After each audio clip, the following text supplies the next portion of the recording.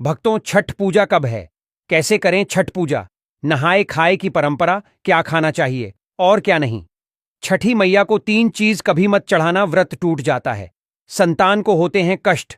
छठ में कौन से कपड़े पहनना चाहिए और कौन से नहीं, इस रंग के कपड़े कभी मत पहनना, व्रत टूट जाता है।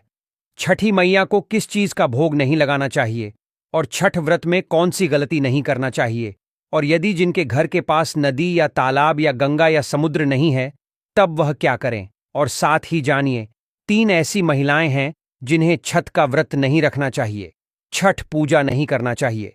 घोर पाप लगता है, व्रत टूट जाता है, उल्टा संतान को जीवन भर मिलते हैं कष्ट। और यदि आपने छठ पूजा में यह कार्य कर लिया, यह उपाय कर लिया, तो आपको दुनिया की कोई भी ताकत करोड़पति होने से रोक नहीं पाएगी। वास्तु ज्ञान ज्योतिष चैनल के घर के सदस्य भी, घर की महिलाएं भी यह कार्य जरूर करती हैं। भक्तों, हिंदी पंचांग के अनुसार छठ हर वर्ष कार्तिक मास के शुक्ल पक्ष की षष्ठी यानी छठी तिथि पर मनाया जाता है। यह हमेशा दिवाली के 6 दिन बाद पड़ता है, जो नहाए खाए की परंपरा से प्रारंभ होता है।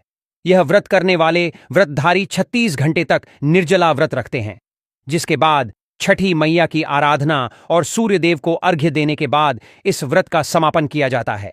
यदि संतान आपकी बार बार बीमार पड़ जाती है, सर्दी खांसी जुकाम, बार बार अस्पताल में बच्चा भर्ती होता है, उसके इंजेक्शन बार बार लगते हैं, बच्चों के शरीर पर सूजन आ जाती है, पैर में तकलीफ, शरीर में तकलीफ, तब ऐसे समय में उस स्त्री को छठ पूजा अवश्य करना चाहिए जिसकी संतान को कष्ट मिलते हैं।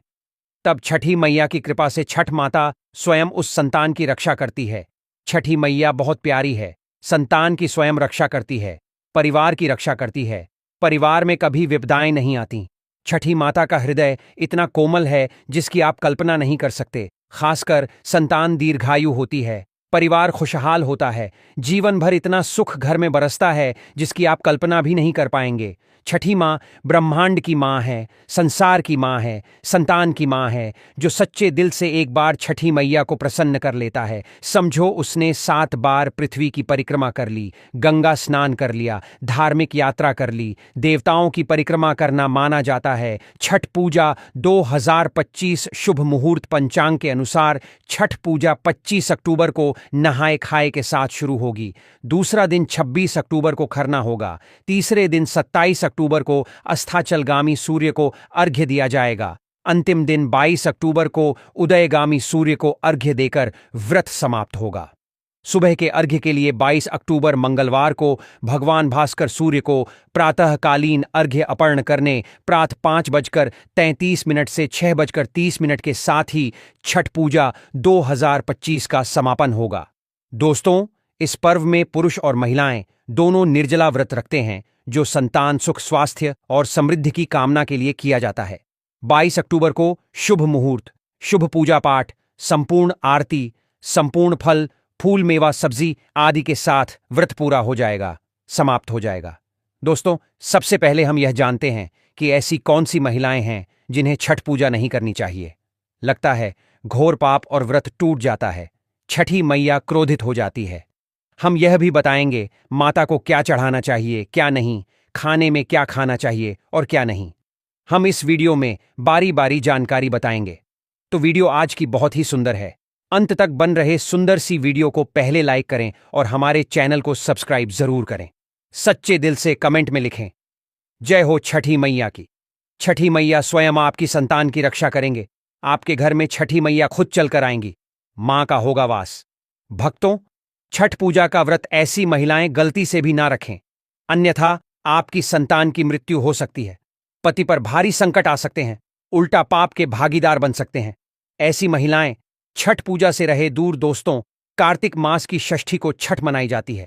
छठे दिन पूजी जाने वाली षष्ठी को बिहार में आसान भाषा में छठी मैया कहकर पुकारना है। यह त्योहार अपितु महाराष्ट्र, झारखंड, उत्तर प्रदेश तथा पश्चिम बंगाल, यहां तक कि विदेशों में रहने वाली महिलाएं भी भली भांति इस पर्व को मानती हैं। मान्यता है कि छठ पूजा के दौरान पूजी जाने वाली यह माता सूर्य भगवान की बहन है, इसीलिए लोग सूर्य को अर्घ्य देकर छठ मैया को प्रसन्न करते हैं। वहीं धर्मशास्त्र और पुराणों में मां दुर्गा के छठे रूप कात्यायनी देवी को भी छठ माता का ही रूप माना जाता है। छठ मैया को संतान देने वाली माता के नाम से भी जाना जाता है। मान्यता है कि यह पर्व संतान के लिए मनाया जाता है। खासकर वह जोड़े जिन्हें संतान की प्राप्ति नहीं हुई है तो वह छठ का व्रत रखते हैं। वहीं सभी अपने बच्चों की सुख शांति के लिए छठ मनाते हैं। लेकिन क्या आप जानते हैं, कुछ ऐसी महिलाएं भी हैं जिन्हें छठ पूजा का व्रत गलती से भी नहीं रखना चाहिए। यह सबसे बड़ा घोर पाप माना जाता है। महिलाएं ऐसी गलती कभी ना करें। तो चलिए जानते हैं। देखिए, सबसे पहले अपनी राशि कमेंट बॉक्स में जरूर डाल दीजिएगा।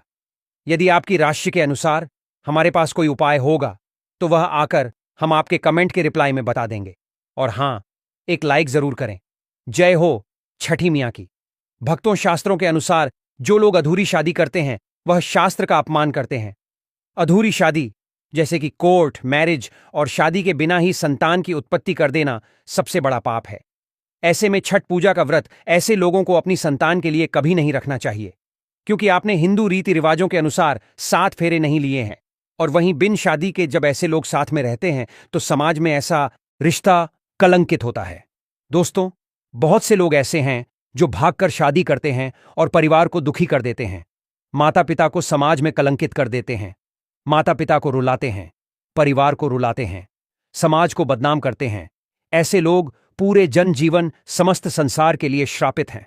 देखिए, परिवार को रुलाकर हमेशा रिश्ते अनर्थ ही होते हैं। रिश्ते जुड़ते नहीं हैं। इसीलिए जो लोग भागकर शादी करते हैं और कोर्ट मैरिज कर लेते हैं, 7 फेरे नहीं लेते हैं, हिंदू रीति रिवाज के साथ शादी नहीं करते, विवाह नहीं करते, तो उनके लिए यह व्रत उचित नहीं है। 7 फेरे का मतलब होता है आपने अग्निदेव का आशीर्वाद लिया, 33 कोटि देवी देवता का आशीर्वाद लिया, माँ बाप का आशीर्वाद लिया, परिवार का आशीर्वाद लिया, समाज को सम्मान दिया। मतलब अब आप पूज्य योग्य हैं। आप भगवान की सेवा कर सकते हैं। आप कोई भी व्रत आदि घमंड के साथ कर सकते हैं। यदि जिस स्त्री को हल्दी ना लगी हो, जिस पुरुष को हल्दी ना लगी हो, ऐसा विवाह भी अशुभ होता है। शादी में हल्दी अवश्य लगना चाहिए, तभी ही आप व्रत आदि रख सकते हैं, पूजा पाठ कर सकते हैं, किसी भी मांगलिक कार्य में आप शामिल हो सकते हैं। इसीलिए ऐसी स्त्री किसी भी धार्मिक कार्य में तभी सफलवल हो सकती है जब वह अग्नि के साथ फेरे ले ले। ऐसी शादी को ही शास्त्रों में सर्वश्रेष्ठ माना जाता है। ऐसे में अगर आपकी अधूरी शादी है तो आप छठ पूजा कभी ना करें। आपके ऐसा करने से छठी मैया का अपमान माना जाएगा और आपको पाप लग सकता है। दोस्तों, शास्त्रों के अनुसार इस व्रत को सच्चे मन से रखना चाहिए। अगर कोई महिला शौक में यानी बेमन से इस व्रत को रखती है तो उनके पति या संतान की मृत्यु या उन पर कष्ट आ सकते हैं। सच्ची श्रद्धा के साथ छठ पूजा का व्रत रखना चाहिए। इस व्रत के सफल होने से संतान सुख की प्राप्ति होती है। संतान को कष्ट कभी नहीं आते। छठी मैया करती है रक्षा। घर परिवार होता है खुशहाल। जो लोग छठ पूजा करते हैं तो छठी मैया उनके इर्द गिर्द, उनके घर के आसपास सदैव घूमती रहती है, उनकी रक्षा करती है, उनकी संतानों की रक्षा करती है। जो बांझ महिलाएं हैं उन्हें संतान सुख की प्राप्ति देती है। लेकिन सच्चे हृदय से ही माता को पुकारें। भक्तों, छठ पूजा करने से सैकड़ों युगों के फल की प्राप्ति होती है। परिवार में सुख, समृद्धि, धन की प्राप्ति होती है। छठी मैया की पूजा से सभी मनोकामनाएं होती हैं पूरी। वहीं कुंवारी कन्याएं और पुरुष भी छठ पूजा कर सकते हैं। छठ पूजा का फल कई लाख गुना प्राप्त होता है। इससे व्यक्ति के सभी पाप खत्म हो जाते हैं और सुख समृद्धि की प्राप्ति होती है। छठ पूजा का व्रत पूरा करने से स्वयं छठी मैया आपके पूरे घर की रक्षा करती है। दोस्तों, अब यह भी जान लेते हैं कि छठ मैया को ऐसी कौन सी 3 चीजें हैं जो नहीं चढ़ानी चाहिए, भयंकर पाप लगता है। दोस्तों, नंबर 1, सूर्य भगवान को अर्घ्य देने के लिए तांबे का लौटा ही प्रयोग करें। लेकिन भूलकर भी चांदी, स्टील, शीशा और प्लास्टिक के बर्तन से अर्घ्य नहीं देना चाहिए। इससे व्रत टूट सकता है। भक्तों, नंबर 2, व्रत के दौरान घर में कभी भी मांसाहारी ना बनाएं और ना ही परिवार में किसी को खाने दें। जो लोग इस दिन लहसुन प्याज का खाना बनाते हैं और खाते हैं तो उन्हें छठी मैया उल्टा बर्बाद कर देती है, श्राप दे देती है। इस दिन छठी मैया को भोग लगता है तो घर में यदि आपके परिवार में किसी ने व्रत रखा है तो आप भी लहसुन प्याज का इस्तेमाल ना करें। आप किसी और दिन को खा सकते हैं, लेकिन मांस, मदिरा, लहसुन प्याज आदि ना खाएं। मान लीजिए छठ व्रत आपकी बहन ने रखा है और आप दूर भी रहते हैं, तब भी आप लहसुन प्याज ना खाएं, नहीं तो उनका व्रत टूट सकता है। साथ ही साथ व्रत के दौरान घर में मदिरा आदि और धूम्रपान भी नहीं करना चाहिए। दोस्तों, नंबर 3, छठी मैया का प्रसाद बहुत ही शुद्धता के साथ बनाया जाता है। उनका प्रसाद हमेशा ऐसे चूल्हे पर बनाएं जिसे ताजी लेप आ गया हो। यदि गैस पर बना रहे हो तो गैस स्टोव को अच्छी तरह से ढोलें। पहले से बने चूल्हे पर कभी प्रसाद ना बनाएं, इसके लिए नया चूल्हा ही बनाएं। दोस्तों, नंबर 4, सूर्य को अर्घ्य देने से पहले कभी भी भोजन ग्रहण ना करें, घोर पाप लगेगा। व्रतधारी लोगों को पहले और दूसरे दिन सूर्य को जल देने के बाद ही भोजन करना चाहिए। व्रत के दौरान भोजन के प्रति मन में लालसा ना रखें, व्रत टूटता है। नंबर 5, छठी मैया से मांगी मन्नत अगर पूरी हो जाए तो आपको अपनी मन्नत का पूरा होने की विशेष पूजा जरूर करनी चाहिए, अन्यथा मैया के प्रकोप का सामना करना पड़ सकता है। नंबर 6, छठ का व्रत करने वालों को जमीन पर 4 दिन तक सोना चाहिए। छठ पूजा वाले कमरे में ही अपना आसन लगाना चाहिए। ऐसे में आपको छठ मैया का ध्यान करते रहना चाहिए। इससे मां आपके व्रत को संपूर्ण करती है और कोई भी विघ्न बाधा नहीं आती है। नंबर 7, जिस जगह पर प्रसाद बन रहा हो वहां साधारण भोजन भी नहीं बनाना चाहिए, साथ ही साथ उस स्थान पर खाना भी वर्जित है। दोस्तों, नंबर 8, प्रसाद बनाते हुए नमक का हाथ भी किसी पूजा की वस्तु या प्रसाद से नहीं छूना चाहिए। दोस्तों, नंबर 9, पूजा के दौरान अपनी वाणी को बुरी बातों से थोड़ा दूर रखें। जुबान पर गंदे विचार भी नहीं लाना चाहिए। छठी मैया का आशीर्वाद पाने के लिए मन में गंदे विचार नहीं लाने चाहिए। नंबर 10, घर में पूजा के दौरान झूठे बर्तन और गंदे कपड़ों का ढेर बिल्कुल नहीं होना चाहिए। इससे छठी मैया क्रोधित हो जाती है और व्रत टूट जाता है। छठी मैया को साफ सफाई बहुत पसंद है। व्रत के दौरान अपने घर को साफ सुथरा रखें और गंगा जल से छिड़काव अवश्य कर लें। इससे पूरा घर पवित्र हो जाता है और छठी मैया का आशीर्वाद प्राप्त हो जाता है। दोस्तों, आज हम आपको छठी मैया की कृपा पाने के लिए एक ऐसा उपाय बताएंगे जिससे आप सबसे जल्दी करोड़पति हो जाएंगे। मैं छठी मैया की सौगंध खाता हूं, अगर आपने यह उपाय कर लिया तो आपको दुनिया की कोई भी महाशक्ति, कोई भी व्यक्ति करोड़पति होने से, धनी होने से धन, ऐश्वर्य, प्रगति, सौभाग्यशाली, उत्तम जीवन साथी, धन संपदा, सकारात्मक ऊर्जा प्राप्त करने से कोई नहीं रोक पाएगा। यह उपाय आप कॉपी पेन पर लिख कर रख लें, आपके बहुत काम आएगा। हम उपाय बताने वाले हैं। उपाय को ध्यान से सुनना, आपकी कायाकल्प हो जाएगी। यह उपाय छठ पूजा वाले दिन ही करना है। आइए जानते हैं उपाय। यह उपाय आपको वास्तु ज्ञान ज्योतिष चैनल पर ही मिलेगा। यदि कोई और यह उपाय बताएं तो समझो वह फ्रॉड है। देखिए, एक नमक का पैकेट ले लें, पिसा हुआ, ढेली वाला ले सकते हैं, और एक पानी की बोतल और 51 रुपये की दक्षिणा तथा 100 ग्राम की सरसों के तेल की बोतल और 50 ग्राम सूखी लाल मिर्चें, 500 ग्राम चावल और 500 ग्राम उड़द की काली दाल और 5 रुपये के बताशे। ये सभी 8 सामग्री एकत्रित कर लें। किसी कपड़े में बांध ले या थैली में ले ले। सभी सामग्री को मिक्स मत करना, अलग अलग पैकेट में एक ही थैली में डाल लें। अब अपने शिशु के ऊपर से, संतान के ऊपर से 7 बार उतारा करें। अब यह सामग्री किसी गरीब व्यक्ति को दान में दे देना। मैं छठी मैया की सौगंध खाता हूं। मैं स्माइल फैमिलीज छठी मैया की सौगंध खाता हूं। यदि आपका बच्चा, आपका शिशु स्वस्थ ना हो जाए, आप धनी ना हो जाएं, तो मुझे बताना। आप हमारे चैनल को अनसब्सक्राइब कर देना, आपका भाग्य बदल जाएगा। यदि आप व्यापारी हैं तो आपका व्यापार 100 गुना बढ़कर चलेगा। यदि आप स्टूडेंट हैं तो आपका मन पढ़ाई में खूब लगेगा। सरकारी जॉब लगेंगे, संतान की प्राप्ति होगी। विवाह में हो रही देरी तो वह भी पूरी हो जाती है।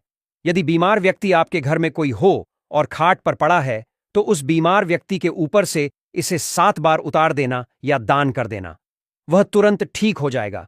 यदि व्यापार मदद्दा चल रहा है तो गल्ले के ऊपर से 7 बार उतार कर इसे दान कर देना, बहुत फर्क पड़ेगा। भक्तों, यह उपाय हम भी जरूर करते हैं और हम अवश्य करेंगे। हमें छठी मैया की कृपा साक्षात प्राप्त हुई है। यह उपाय सैकड़ों साल से हमारे बुजुर्ग करते चले आ रहे हैं और यह उपाय मैं अवश्य करता हूं।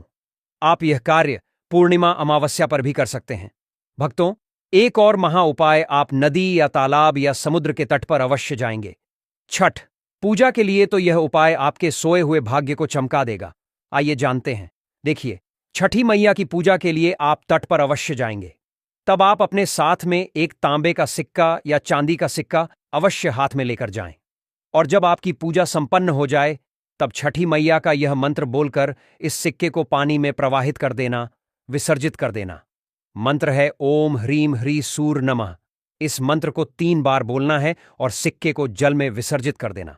फिर आप देखना, लंबे समय से जो परेशानी चली आ रही थी वह दूर हो जाएगी। लंबे समय से जो घर में बीमारी थी दूर हो जाएगी।